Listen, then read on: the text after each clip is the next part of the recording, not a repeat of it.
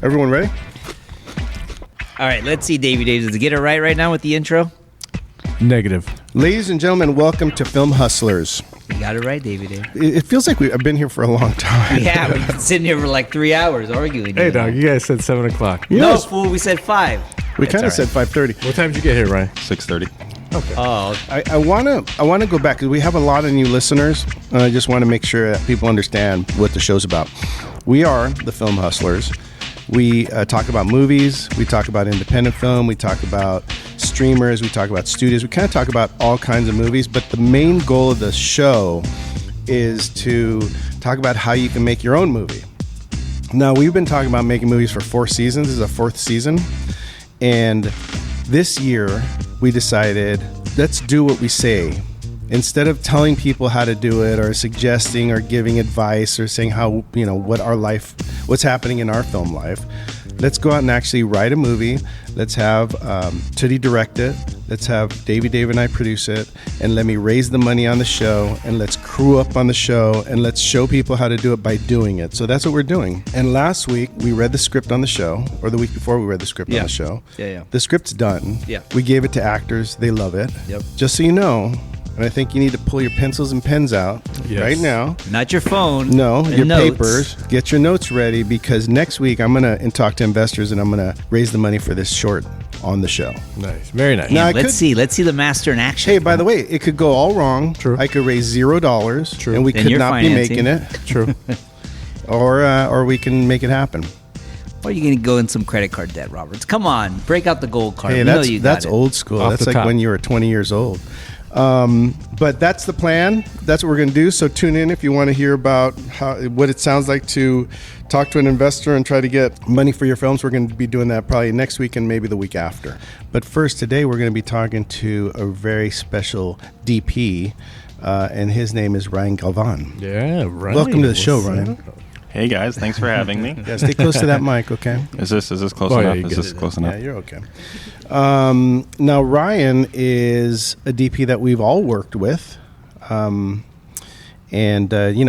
movies have we done together, Ryan? 3? 3. Yeah, that's Correct, amazing. yeah. But and we met during the height of the Right, pandemic, right? In Yeah, this 2020. was we were going to do a project, and then the world locked down, Yeah. and then it unlocked with our movie. Yeah.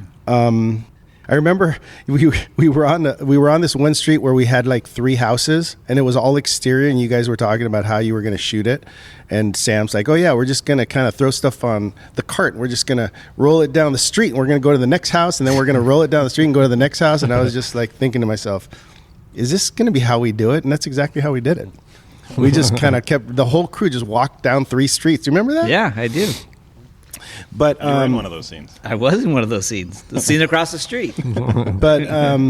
Before we get to present time, how did you get started? Well, back in high school, I was a projectionist at a movie theater, and that was not for the love of film necessarily yet. It was just more for, that was the promotion that they gave me. I started as an usher, sweeping the floor, and then worked at the box office, and then went to,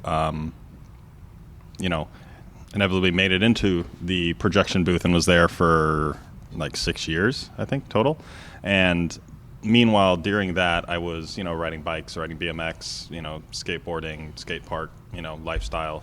And, if I got injured, I'd pick up a camera and I would be filming with, the camera at the skate park. And ended up merging the two at a certain point and decided to go to film school and kind of had the goal of getting better equipment to take to the skate park, but also I really liked movies, and like my dad had a really good collection of movies, and I always watched movies that he had.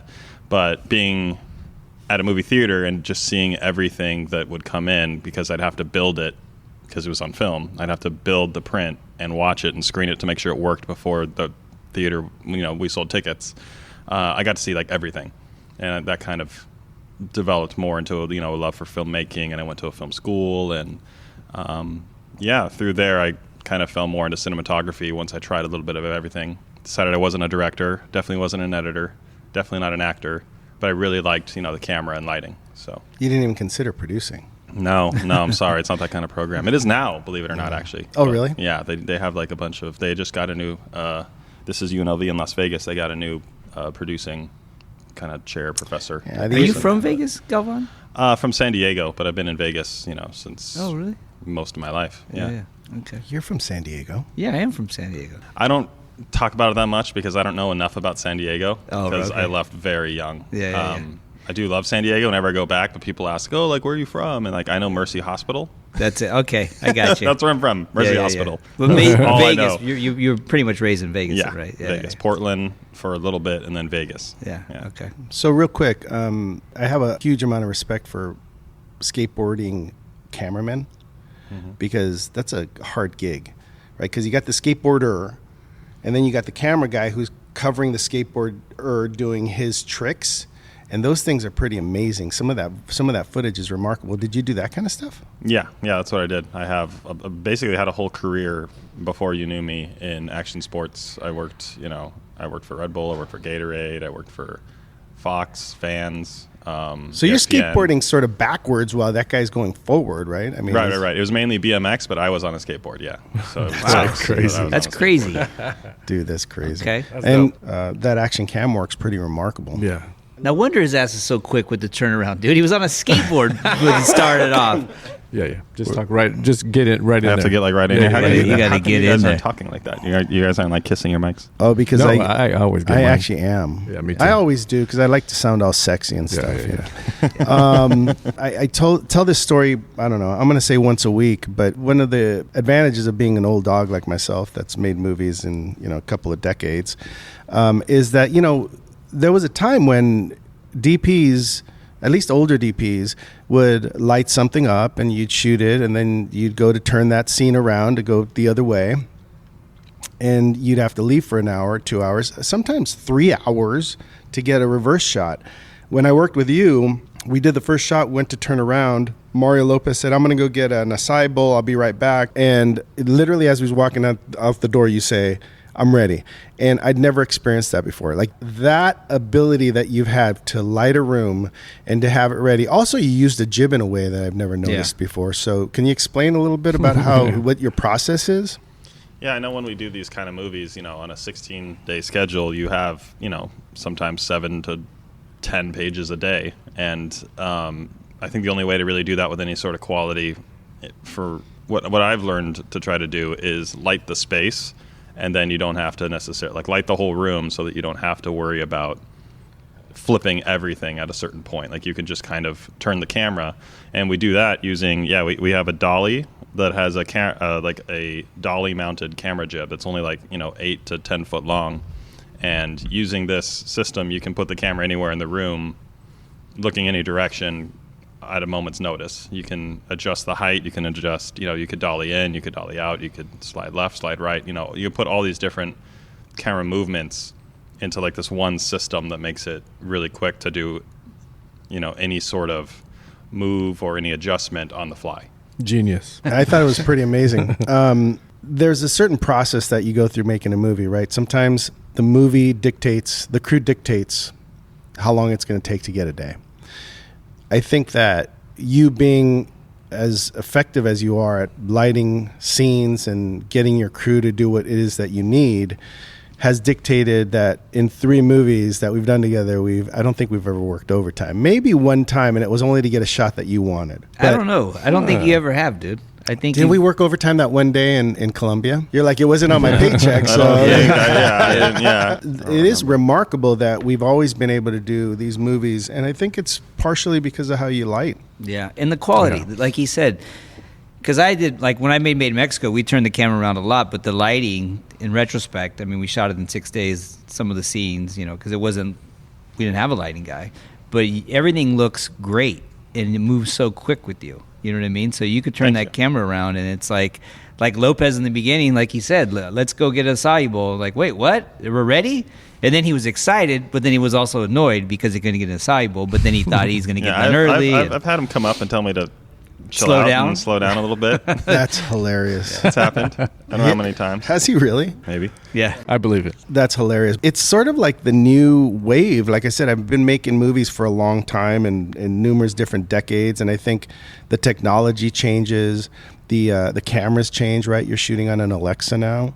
Now, is there something special about an Alexa that other cameras can't do, or that older cameras, like film cameras, couldn't do? Is there anything unique? And is this the best one that you can shoot with? To me, the camera shouldn't matter really all of that much. To me, the Alexa is the most sellable camera. It's the camera that everyone thinks is the best and everyone has in their mind as like the be-all, end-all of cinematic quality, you know?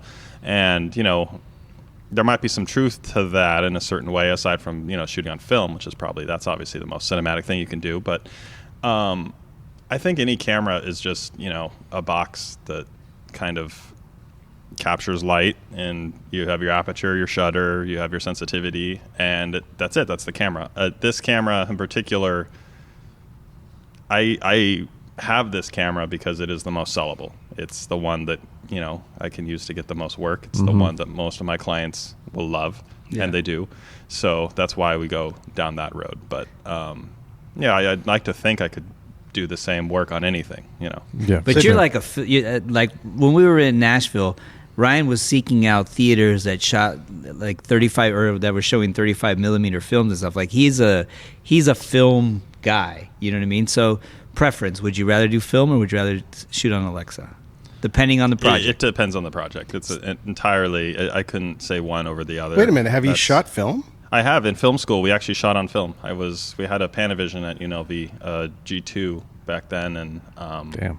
we had Michelle Hugo was our cinematography chair, who was an ASC member, and through his connection to Panavision, we were able to carry this camera the entire time I was there. So all of my cinematography training, as it was on film. That's crazy. That's great. That is. I will say, since I've graduated, I've done a little 16 myself, but nothing with sound, because, you know, it's been like Bolex or the Russian Bolex, which is the Krasnogorsk. I have 3 of those cameras actually myself, because they keep breaking, so I keep having to buy new versions. But I would love to, you know, have a celluloid acquisition, an analog film at some point. One of those G2s? Well, those, yeah. I mean, they have much better cameras now. Those are already old yeah. by the time we had them. That's why we had them. But Because I was trying to convince Robert into the short film we're doing, Beautiful Darkness, to shooting on film, but he wasn't down with it.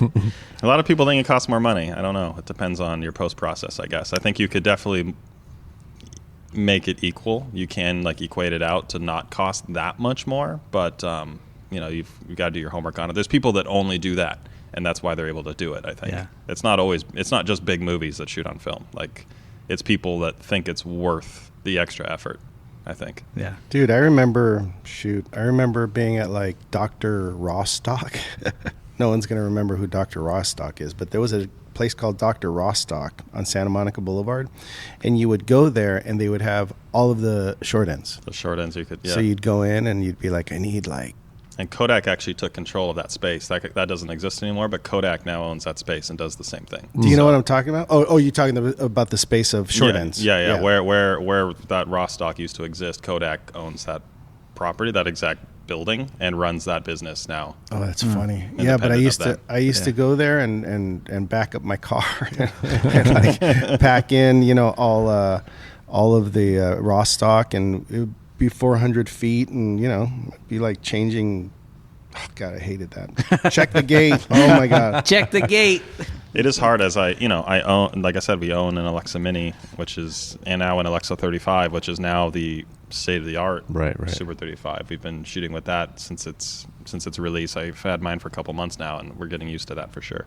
But you know, I would love to like not use that camera all the time, but the fact that I have the best one, it makes it kind of hard to not use it. So it's like, do you want the free camera that's the best one, or do you want to go out of your pocket and help me pay for a process that might be more, you know, appropriate for the movie, but is going to actually cost you money? Versus, I would give you this for free if you say no. You know, it's hard to have anyone say yes. That's a good deal. Something to think about, Robert. Well, look, it's a creative decision. Those decisions aren't mine. I mean, unless I don't have the money. But you know, if it makes more sense to shoot on film, then by all means, let's have a conversation. Yeah, I think it's really interesting how technology continues to, you know, change, and DPs continue to get more efficient. I don't want to say better, right? Because I think that there's there's great DPs that take a long time. There's great DPs that don't take a long time, right? It doesn't really matter how long you take or how long it takes to light a scene. But I think that the technology has given us the ability to work faster. So there's movies that we've done together I'm very proud of. I think Santa Fe is one of my favorite movies I've ever made. And I think Stepping Into the Holiday, which comes out on the 25th of November, is going to be a real success. I think people are going to love it.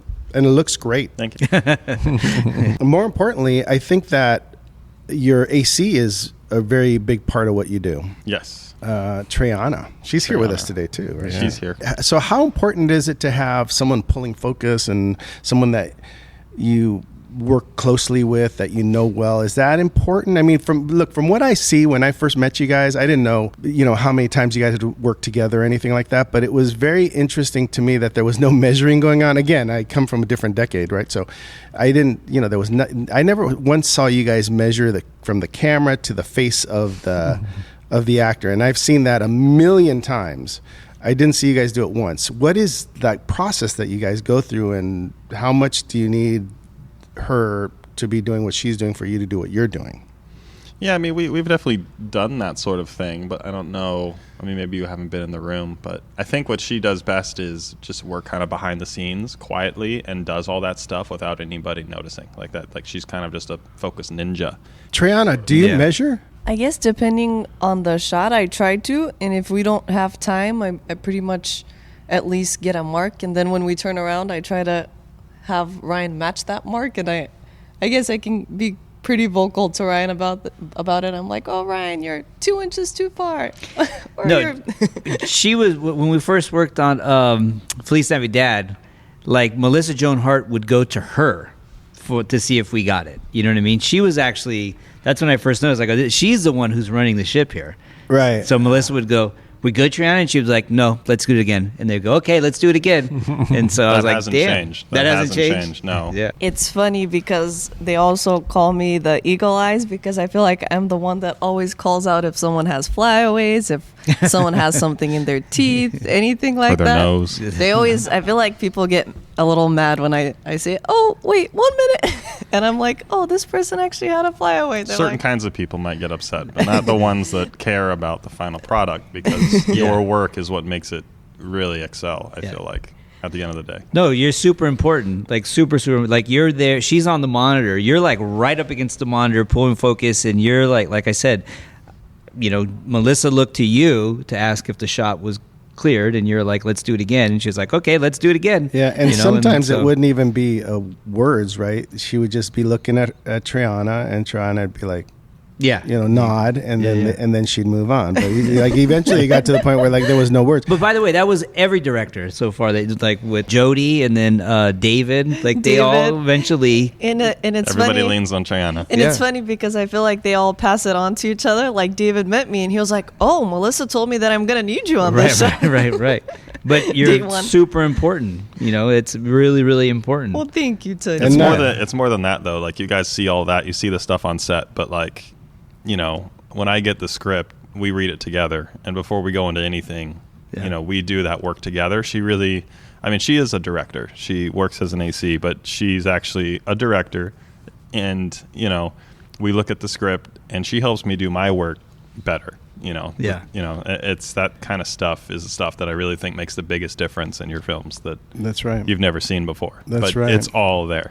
Yeah, that's right. And by the way, I didn't mean to not mention you are a director. You are a director. I've seen your movie. You are a very good director. Well, thank you, Mark. And you guys, are an amazing team. Yeah. I would imagine at some point, you're going to have to separate from each other because she's going to become a director. Oh, no, I guess not, because then she'll go be directing and then you'll be DP. I'll work for her. It'll be great. Don't be getting in fights on set. Ryan said the other day, I'm better with her than without her. Oh, which I thought was, look at that. I thought was very cute. Look at. Didn't have Why anything. Are you spilling that right now, I said that in confidence. Yeah, I know. Oh, I didn't realize. Come on, Roberts.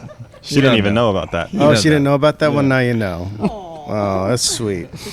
But you guys are a great team. I think I don't think we've ever been on a set where anyone was upset that she called out the flyaway, right? No way. No, I see it as a joke. Anyone from Moving On, they always look at me. I'm like, oh no. People will be mad at me, but I only say it as a joke. It's been cool working with you guys. There's a comfort that comes with working with the same crew. and working with you guys has been a pleasure. And it's like, it's like going to work with your family, right? You show up, you kind of know what everyone's going to do. You know who to count on. I know that, no matter what happens, whether there's a tornado watch or whatever's going down, that we're going to figure it out together somehow, with Sam, with you guys. We had we had some trying situations in Colombia and in Nashville that we made it through, and the film's beautiful because of it. But I think as it refers to making films and camera work and DPing and all that, it's an art. And you guys make it look super easy. Yeah. So tell me about working with the jib. Yeah, we have a remote head. It's a 2-axis, not stabilized, but it's a 2-axis remote head for anyone who knows what I'm talking about. And yeah, you hang that from the end of the jib, and then you mount the jib on the dolly. And if you lay one piece of track, whatever the length might be, 10, 12, 14 feet, whatever it might be, you can essentially use the fulcrum of the jib, which works in a circle, right? So the camera can go in a circle, circling the dolly, and then you could slide the dolly along the track, and using those 2 axes of movement, you can basically move the camera anywhere in the room, and dolly left, dolly right, push in, pull out, go up, go down, at any time. Yeah. So the point being, yes, I can stand, not just that, but I can stand on the monitor with the director. I don't have to be curled up in a ball in the corner under the table trying to shoot some coverage.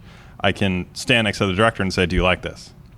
Or do you think what if she said that line looking at him versus looking at the floor? Or what if she said that line looking at the floor versus looking at him? And we can sit there and we could film make together, Yeah. We can actually adapt what's happening in real time with enough pace to not slow down a production like the ones we've been doing. We don't have a lot of time, but we can still do our best work in this way. Yeah. No, it's impressive. Remember when the thing went down? Remember when the thing went down? Yeah. Oh yeah. I don't know what we were gonna do. We were reliant on that. I know what we were gonna do. Triana jumped on her phone. Walked away and came back and had the answer. I stood there with my mouth open oh my God, what are we going to do? And then she said, we're going to do this. I called them. It's fixed. That was my favorite because it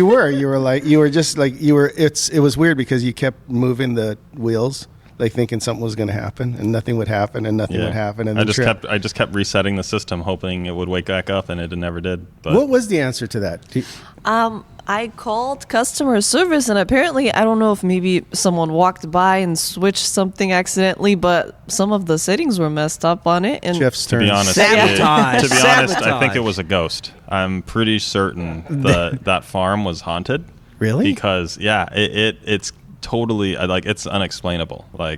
The fix we had to do was so deep in the menu, I didn't know it went that deep. We had to go into the system and change something that was 5 menu pages deep that I've never gone more than 2, and I don't think even Jeff knows how to do that. Right. So it wasn't just somebody pushed the button. No, there was no button. You'd have to push a button, then another button, then scroll the wheel, push another button, scroll to the bottom, hit another button, and it's on that menu. Oh, dude, that place is haunted. Yeah, maybe it was a ghost. Watch the movie on November 25th and see if you can see the ghost. Yeah, spot the ghost. That's yeah, it was freaky. Speaking of, I was looking for a new song for a diner scene in our movie Stepping Into the Holidays, which is coming out in December. Yeah.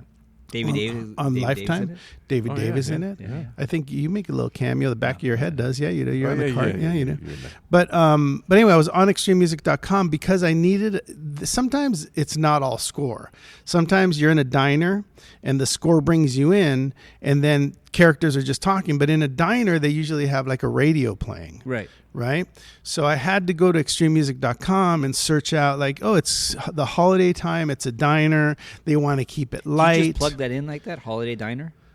I do. Really? Holiday diner, or I punch in, I think of the song, I think Jingle Bells, or I think Jingle Bells with guitars, or I think Jingle Bells a cappella, and whatever they have pops up, and I listen to it, and I download it, and I try it. Yeah. And I found something I really liked, so I sent it in. So check it out. Extreme Music has a search tool. It's an upgraded search tool. So now you can pick a certain piece of a song. Right. So if you like, let's say you're listening to a song and only the beginning 10 seconds works for you, but you want to find other things that sounds like that, the tool picks that piece of the song and searches the rest of its database to see if there's anything like Very it. nice. Wow. That's pretty cool, right?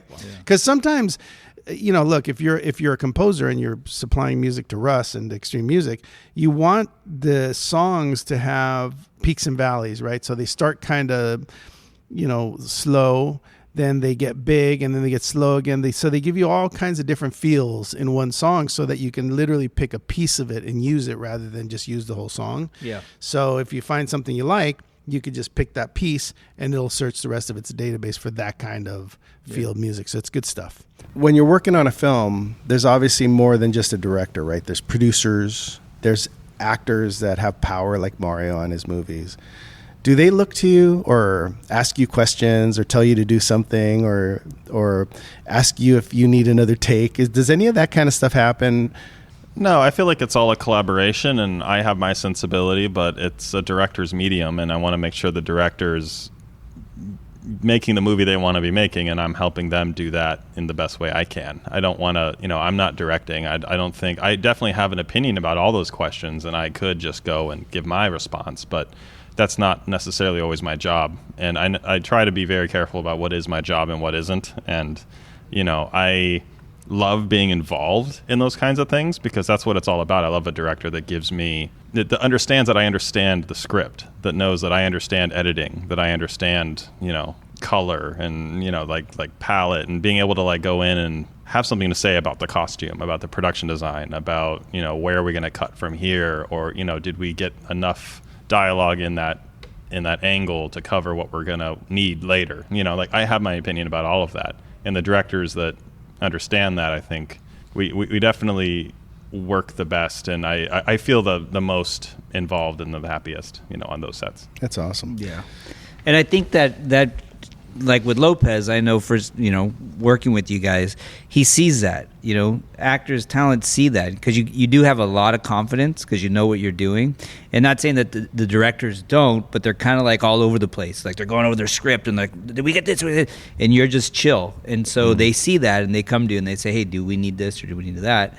And and a lot of the time, I think that comes from us working together so frequently. Like we've had repeat directors on these projects. I don't think we actually have. We've had unique, but it's they are coming into our group and we need to make them feel welcome and involved and that it is their show. But, we work together all the time. So it's easy for, Mario to come over and ask me something that is a convenient, easy answer. But sometimes, I want to make sure that the director's in earshot. And, if I say something, it's not going against something that they believe in. Because Mario would often, once you guys would cut and they'd be like, okay, I think we got it. I think he would always go, Galvan? Yeah. He'd be looking for some sort of head nod from you so that you could know we can move on. Well, because he knew that he was so quick and he was getting what he needed. And so Lopez would be, he would look to you for, if everything was, they got everything they needed. Yeah. I'm especially proud of a couple of the shots in stepping into the holiday. I know you wanted that nighttime shot from the exterior of the diner, and I actually really like that shot. I think it's a really pretty shot in the movie. Wow, he complimented you. That's rare here. And usually he shoots everybody down. No, that's not true. And we got the shot from the other side when he's dancing, and you got the shards of light coming through. So listen to Galvan, Robert. I love that shot. I'm going to get my T-shirt. Listen to Galvan. Yeah. I like that. Yeah, that's good, right? Let's make them. But no, it's been awesome working with you. We actually have never had a DP on the show. No. So this is kind of the first opportunity for people to listen and to see, what a DP has to say. It's a conversation that you have to have if you're a director. You have to collaborate. And we were hoping that you guys would work on the film that we're doing here on the show, Beautiful Darkness, which is written by Tootie, directed by Tootie, produced by me and David Dave. But we were hoping that you guys would do that. Will you do that? On the spot. No, definitely. I told Mark already. I love the work that Tootie's done in the past, and I'd love to be a part, and I love working with you guys. All right, cool. So then we're going to be working on that hopefully late January. Yep. Hopefully we're not on a Another Christmas movie by then? No, I don't think so. Yeah, but I think that's awesome that you guys would do that. It's what a pleasure, and I want Thank you, guys. I want Teddy to have the best, and I think you guys are the best. And it's been a pleasure working with you guys on 3 films. I hope we get to do 50 more together, and hopefully the budgets go up. We would love that. We're thinking about spending some time on a beach for the next one, so we'll see what happens. That'd be good. Spoilers. That'd be good. Wouldn't that be something, huh? Wouldn't that Well, be not something? Beautiful Darkness. It's not going to be on a beach. No, or no, are we that going to go one's to the not. beach? Hey, I'm cool with that. I thought you wanted a beach shot. I did want a beach shot. Park beach, but it's okay. We'll figure it out. Yeah, thank you guys so much for coming by, saying hello, being on the show, imparting your knowledge. Like I said, part of our goal here is to just kind of inspire people, let them know that, a lot of these people that you meet on your movies, whether they're indies or they're features for streamers or whoever, these people become your friends and you trust them and you wake up every day and go to battle. Making movies, independent films, or any movie that has practical locations is unpredictable. You never know what's going to happen. It's not like walking into a stage and you got everything under control. You just don't know, and you got to be there with people that you trust. And we trust you guys. So thanks for being on the show. We appreciate it. Thank you. And guys. we'll see you soon. We'll keep talking about Beautiful Darkness. Yeah. Talk about it right now after the show. Yeah, we'll wrap right. up and talk about it. Thanks for listening to Come on, Robert. You were almost there. Thanks for Our old listening title. to Film Hustlers. We'll see you next time. Good job. Good job.